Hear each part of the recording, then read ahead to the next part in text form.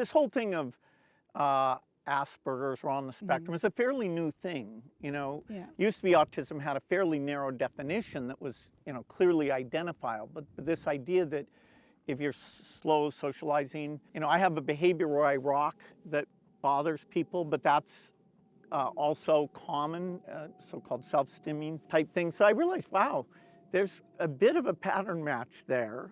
In his upcoming book, Source Code, Bill Gates reveals new details about his childhood, including the realization that were he a kid today, he would be diagnosed on the autism spectrum. Looking back on that, because I didn't behave in a standard way, and yet, that deep concentration that got applied to math and science and eventually to all those programming experiences I had, that became a strength. A strength that changed the world and made Gates among the richest and most influential leaders of our time. I caught up with him in California to speak with him about his early years and on the issues of the day, as Trump takes office with tech leaders lining up to support him. Did your parents, did they ever worry about you? I mean, you used to slip out of the bedroom window and go and code in the middle of the night. Do you think they worried about you, or do you think they were just like, nah? They worried about would I fit in. The two things they did, one, sent me to a therapist who got me thinking about how I applied my energy, and then sending me to a really great school. Yeah. Those were great for me. It was at school that Gates first met Paul Allen, his Microsoft co-founder.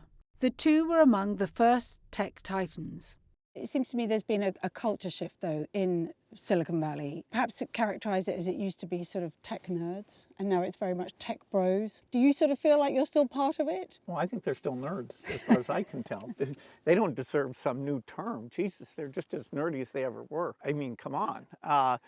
Yes, the vision that, Paul Allen and I had at age 18, that the digital revolution would change the world more than any other thing, that's really been borne out. The most valuable companies in the world are the children of that insight, and they've, provided super innovative products. And so, of course, the tech people are richer and understanding, okay, what's their next thing, primarily AI. In this case, has become more important. Early in the days of Microsoft, I didn't believe in having an office in Washington, D.C. I later learned that was a mistake, but I had kind of a purist view that I didn't need to engage in talking to the government. Have you met Donald Trump since the election? Yeah, I had a chance to go have a long and actually quite intriguing dinner with him. What did you discuss? What was intriguing? Well, we touched on a lot of things. It was over 3 hours. To my surprise, it was, just he and I, his chief of staff, Susie Wiles, and the person who helps manage things for me, Larry Cohen. So the four of us sat there, and it was quite wide-ranging. Global health's the area that I work in, and such amazing things have happened and can happen there. I spoke a lot about HIV and that the foundation's literally working on a cure for that. We're at an early stage, and so he, in the COVID days, accelerated the vaccine innovation. So I was asking him if maybe the same kind of thing could be done here, and we both got, I think, pretty excited about that. We talked about polio, where we're very close to getting that done, but if you stop, it'll spread back. And so I explained why it's been tough in Pakistan, Afghanistan. We've had cases show up in Gaza, we have cases in Africa, and he was fascinated to hear what he could do to maximize the chance that during the next 4 years that incredible milestone will be achieved.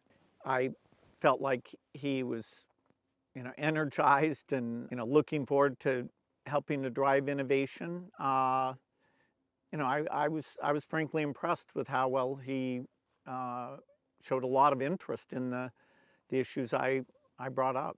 What do you make of RFK and vaccines and what he's saying about it and the position he's been given in this incoming administration? Well, he wrote a book saying that Tony Fauci and I kill millions of children and make billions of dollars with vaccines. And people can judge for themselves whether that's correct or not. Ahead of Trump's election, the Wall Street Journal reported Gates donated around $50 million towards a pro-Harris super PAC. But you didn't actually ever publicly endorse her. Why was that? In my role as chairman of the Gates Foundation, we've had incredible relationships with every administration. The progress since the year 2000, cutting childhood death in half, cutting HIV deaths in half, that's due to partnerships with rich world governments where the U.S. is in absolute the most generous. And so, I look forward to working together with every administration. So there's obviously another big tech titan close to this administration, Elon Musk. Yes! When was the last time you spoke to Elon? I haven't spoken directly to him. It may have been about 18 months. But, I've known Elon over the years. He's a member of the Gideon Pledge, and I admire a lot of the great work he's done. What do you think of the way he's using his platform to influence the political landscape? Well, I think the idea that looking at government expenditures on a sort of zero-based budgeting approach could be a valuable thing. I'm amongst the people who think the deficit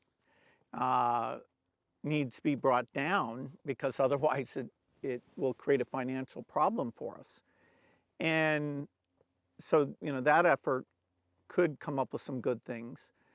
I'm not, trying to talk about European politicians like he is. So some of that surprises me a bit. But wow, he finds time to do a lot of things. If you were Elon Musk and you were put in charge of the DOGE project, where would you be looking to make savings? Well, given the numbers that they've tossed around, they'll have to look at everything, including pension, defense, healthcare. My view is most departments, there probably are, 10 to 15%. I do worry a little bit that if you say, hey, let's completely get rid of things, some of the things that have long-term benefits, I obviously believe in HIV medicines where the U.S. is keeping tens of millions of people alive. And if you cut those off, not only would they die when we have a cure on its way, but the negative feelings you'd have, say, in Africa would be worse than never having done the thing at all. So the parts of the budget I know well, yes, you could optimize, but I hope the value system still includes the 0.5% that saves all those lives. The Journal previously reported on Gates's ties to Jeffrey Epstein, including that Epstein threatened Gates over an affair he had. The two met a few times, Gates says, to discuss philanthropy. Do you think, looking back at that moment, that you were being played? Well, Jeffrey, in retrospect, I was foolish to spend any time with him, and he sort of, got time with various people by spending time with other people. So yes, I think I was quite stupid. I thought it would help me with global health philanthropy. In fact, it failed to do that, and it was just a huge mistake. Has it made you more wary of connections? Definitely. Yeah. Are you kidding? Now, you're not elected, but I think it's fair to say that you could probably pick up the phone to any world leader out there. Who's the last world leader that you spoke to? Because of how engaged the foundation is in these global health issues, I talk to world leaders a lot. So in the last month, I've talked to President Macron, Ursula von der Leyen. Do any of them ring you up and ask you for advice on how to handle Donald Trump? No, I've never had that. I've had people be quizzical about maybe what they should do, but they're on their own on that one. As far as China's concerned, what do you think about the direction that U.S. China relations are going in? Well, I think it'd be great if we had more win-win elements in the relationship. That seems like a pretty small thing, but if you think about climate, or if you think about healthcare innovation, or certain kinds of terrorism, including not only nuclear, but also bioterrorism, being prepared for epidemics. We'll see how the two big powers can get along. You mentioned a number of scary prospects. So what keeps you awake at night? The chance of a natural pandemic in the next 4 years is, somewhere between 10 and 15%. And, it'd be nice to think we're actually more ready for that than we were last time, but so far we're not. You really think we're not? No, we're absolutely not. Why not? People, rather than having a consensus about, what tools are missing, are mostly still replaying the various mistakes that were made. So, I wouldn't say that we're as far along as you'd expect after trillions of dollars and millions of lives have been lost. While Gates is known for looking at what's next, the book, he says, has given him time to reflect on the past. With this greater understanding that you earned from writing the book, has that brought some sort of wisdom, do you think? Well, hopefully as you get older, you're more reflective and you have wisdom. I often find myself in meetings, talking about similar situations that I dealt with that either didn't succeed or did succeed. So you get into what they often talk about as a more generative mode. And writing these books certainly fits that approach, although, I think, am I looking backwards too much? Because, there's so much exciting stuff still to be done.